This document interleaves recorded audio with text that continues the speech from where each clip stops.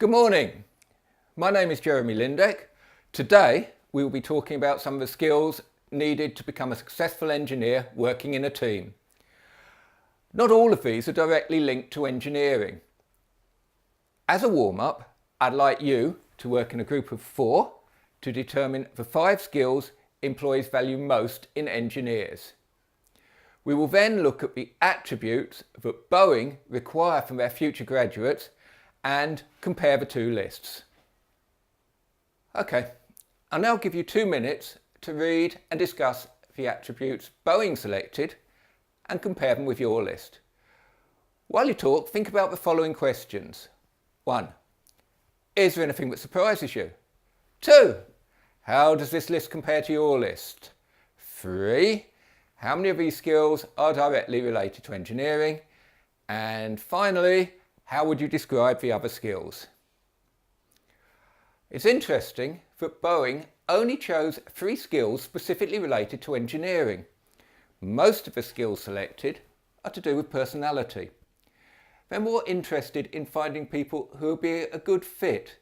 Like most fields, engineering is changing very quickly. Therefore, companies need people who are able to adapt, learn new skills, and function as part of a unit.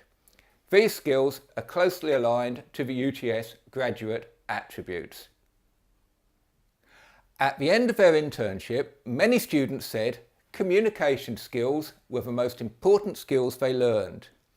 This was because their days were spent interacting with teams either face-to-face, through meetings, or by email. The ability to present ideas, give and receive feedback, and keep colleagues informed about their needs and progress is essential. Interns found that the technical skills they learned, while valuable, were only one aspect to life in the workforce. There were many soft skills that were equally important to achieving project goals. I would like you to listen to 2 forms of feedback and decide how would you feel if this was said to you. 1. Your approach to the design is impractical and will never work in the real world. All I can see is that you're spending a lot of money and not achieving any results. I suggest you rethink the whole process. And 2. Although I like your initial concept, I'm not sure whether you will achieve the results we need. Have you thought of simplifying the process by reducing the number of stages? If you rethought the process, I'm sure you could develop your concept well. The first example of feedback activates the listener's fight or flight mechanism. The listener has 2 choices. He or she can either argue back or avoid the situation. Even if the speaker accepts the feedback, they're likely to lose confidence and will not improve their performance. It is unlikely that the speaker will receive the results he or she wants to achieve. Although the second example gives a very similar feedback, it's presented in a way that shows the speaker believes the listener will get it right in the end. The speaker provides positives as well as negatives and uses non-threatening language to offer criticisms. This is called the sandwich method of feedback. The aim is to be both supportive and critical at the same time. The feedback sandwich method is often used in professional environments to provide feedback to colleagues on their work. It is also known as the PIP method. Positive, improve, positive. This starts with some praise before bringing up any issues and finally finishing with reinforcement of the good points. The person giving the feedback asks questions instead of directly criticising. This allows the listener to process what is said in a non-threatening environment. It's important to give the listener the opportunity to reply. We all know this is true. I know for myself, this is something which my wife often accuses me of. Too often we concentrate on our next pearl of wisdom rather than what is said. The problem is, by doing this, we often miss the underlying message. We not only show our interest or otherwise through what we say, body language also communicates our opinion and attitude. If you look bored or keep looking around, it says as much about your attitude as words. No one likes speaking in a vacuum. When you listen, indicate you understand through nodding and making noises such as ah These are small things but are important when communicating. Take notes while you listen to ensure that you haven't forgotten anything important. It's important to summarise what's said. It shows you've been listening and corrects misunderstandings. Finally, it's always good to thank the speaker for the feedback. Everyone likes to feel appreciated. Now we come to the don'ts. Don't interrupt. Don't finish the other person's sentence. Don't monopolise the conversation. Let the speaker have their say, even if you disagree.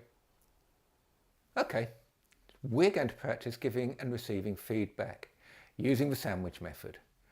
I would like you to work in groups of 3. One person will be the giver of feedback, one will be the recipient, and the third person will be an observer who will comment on the whole exchange. You will each get a chance to play all 3 roles.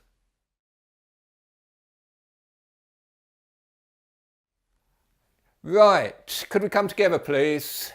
So, was the feedback put in terms that highlighted the positives? Did it encourage a positive attitude from the listener?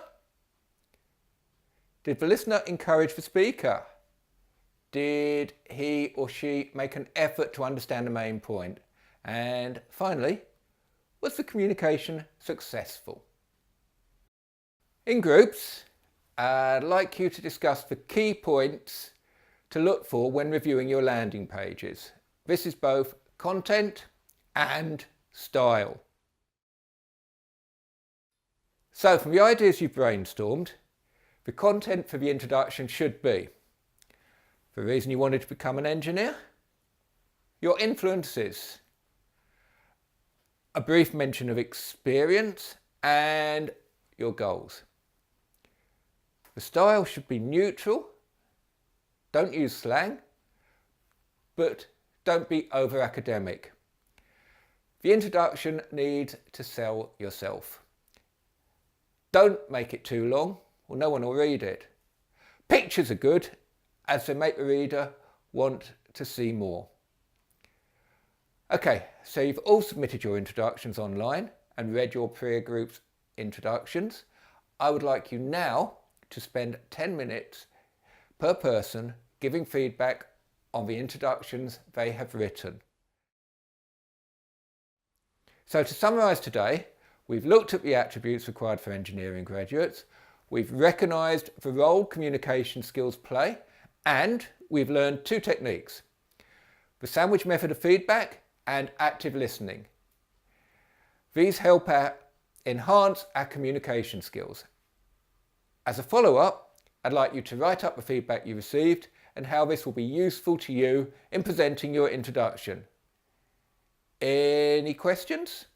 Okay, thank you very much.